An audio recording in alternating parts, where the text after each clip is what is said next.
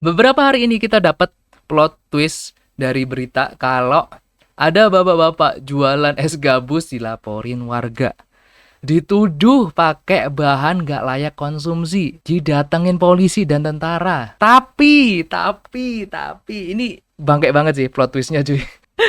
Oke, jadi kita akan bahas hal tersebut dan pelajaran apa sih yang bisa kita ambil dari hiruk pikuk rakyat Indonesia awal-awal tahun ini teman-teman. So, langsung aja let's go teman-teman.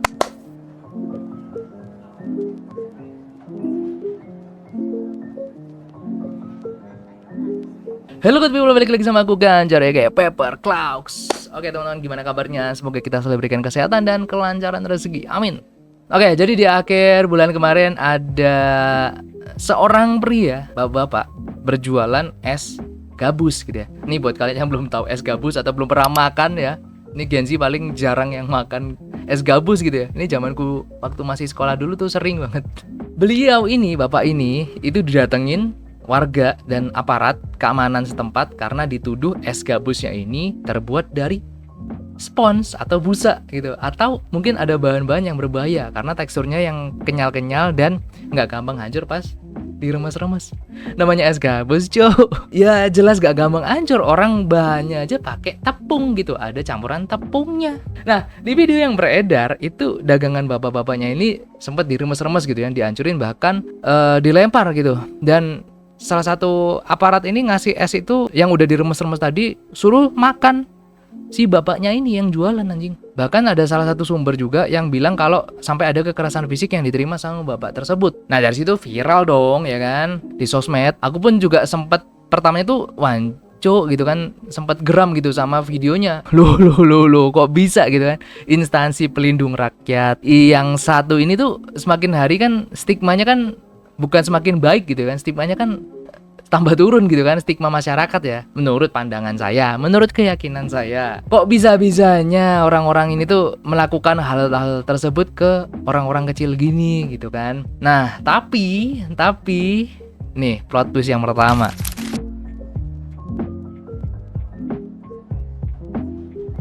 Nah, dari situ akhirnya es tersebut dibawalah ke laboratorium gitu kan untuk uji lab gitu kan. Pas dicek di lab ternyata tidak ada bahan-bahan yang berbahaya dan terbukti bahwa esnya itu, es gabusnya itu aman dan layak untuk dikonsumsi. Dan bener aja tekstur yang dicurigai spons tadi adalah sifat alami dari adonan tepung tepung Hungwe ya namanya ya. Ini ya tepung yang ini yang dibekukan teman-teman.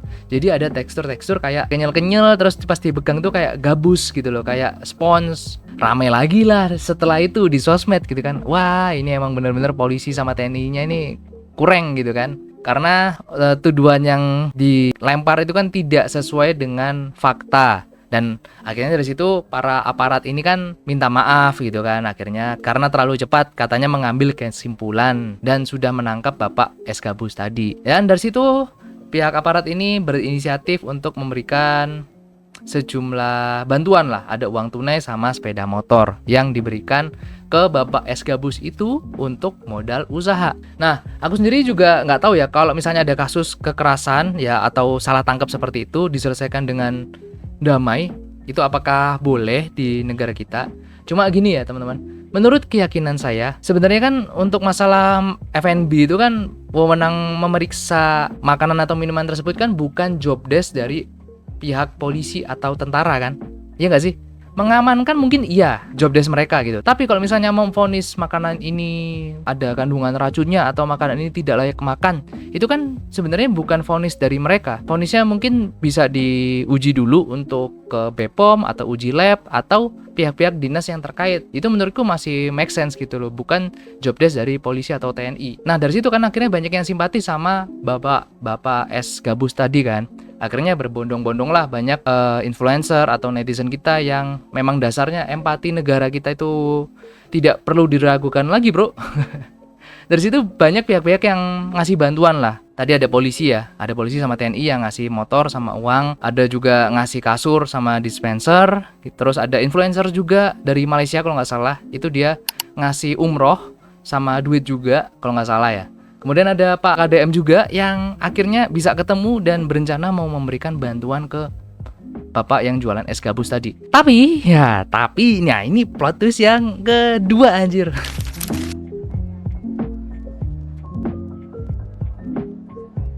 Tadi kan aku bilang Pak KDM sempat ketemu gitu ya sama Bapak es gabus ini. Dari statement Bapak es gabus ini banyak yang menurutku dan menurut Pak KDM juga mencela-mencela gitu loh. Jadi dia tuh bilang dia punya tanggungan nunggak anak sekolahnya SPP ya, itu sampai 4 bulan, itu nominalnya 1,5 juta.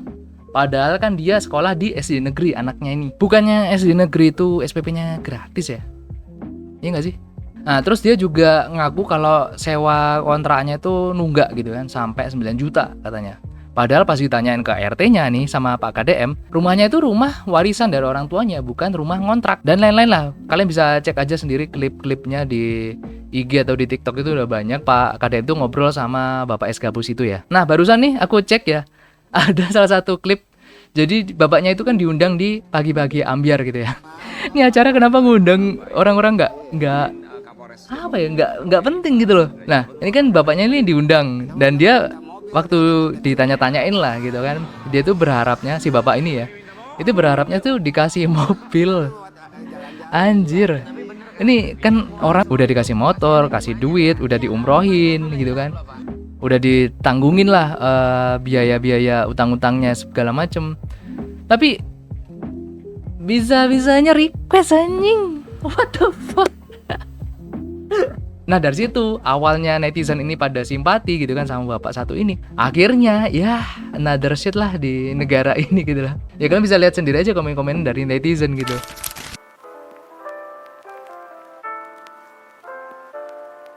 Nah, mungkin pelajaran yang bisa diambil ya untuk pihak aparat. Sekali lagi, kasus ini tuh pelajaran besar buat kalian mengenai pentingnya nggak asal menuduh suatu perkara. Kenapa sih nggak bisa dalamin dulu kasusnya baru memutuskan gitu loh, apalagi langsung diupload di media gitu kan. Takutnya kalau misalnya salah tangkep kayak gini tuh gimana gitu kan. Dan ini case-nya nggak cuma sekali ini aja. Beberapa waktu yang lalu ada salah satu case salah tangkep dan ujung-ujungnya cuma minta maaf gitu. Dan untuk bapak yang jualan es ini, aduh. Ya, ternyata memang sekali lagi semesta membuktikan bahwa Indonesia itu bukan kekurangan orang pintar, tapi kita kekurangan orang-orang jujur cuy. Ya gimana mau berharap Indonesia itu korupsinya itu 0? Turun aja tuh udah susah anjir. Susah pak, menekan angka korupsi tuh di Indonesia itu susah. Karena dari atas tuh sampai bawah-bawahnya aja tuh mentalitasnya kayak gini cuy. Bisa jadi kalau misalnya nih bapak ya jabat jadi orang di pemerintahan, ya mungkin nggak jauh beda sama pejabat-pejabat kita sekarang ini gitu, karena kualitasnya ya itu tadi, kejujuran yang sudah mati di negara ini cuy. Case seperti ini ya, jujur aku udah sampai di titik ya udahlah, ini memang udah standar orang kita banget gitu loh, aji mumpung banget. Bisa kali bantuannya digedein, bisa kali dapat cuan yang lebih besar lagi. Padahal cuy, kalau misalnya bapak ini cerita nggak usah yang dilebay-lebaykan atau nggak usah yang bohong-bohong, menurutku orang akan lebih respect, akan lebih banyak yang mendukung bapak ini, atau bisa jadi malah bantuan yang datang ke bapaknya ini jauh lebih besar. Nah, kalau udah seperti ini kayak Deddy Kobuser aja nih. Tadi pagi nih aku lihat IG-nya, dia marah-marah pak. Merasa dibohongi gitu. Dia padahal mau bantu, tapi tahu bapaknya itu kelakuannya seperti itu, ya dia akhirnya nggak jadi bantu. Ya gimana gitu kan, orang mau bantu tapi tingkah lakunya seperti ini. Ya disayangkan saja sebenarnya. Ya tapi itulah kadang-kadang manusia cuy, dikasih hati minta jantung gitu. Oke lah, mungkin sekian dulu teman-teman untuk case seperti ini. Kalau misalnya kalian suka sama konten-konten yang membahas tentang berita-berita yang ada di sosmed ya, hiruk pikuk, atau mungkin ke absurdan rakyat kita, kalian bisa komen di bawah. Nanti akan aku bikin absurd yang lain gitu ya. Oke teman-teman, mungkin sekian dulu untuk video kali ini. Thank you guys for watching. See you on next video.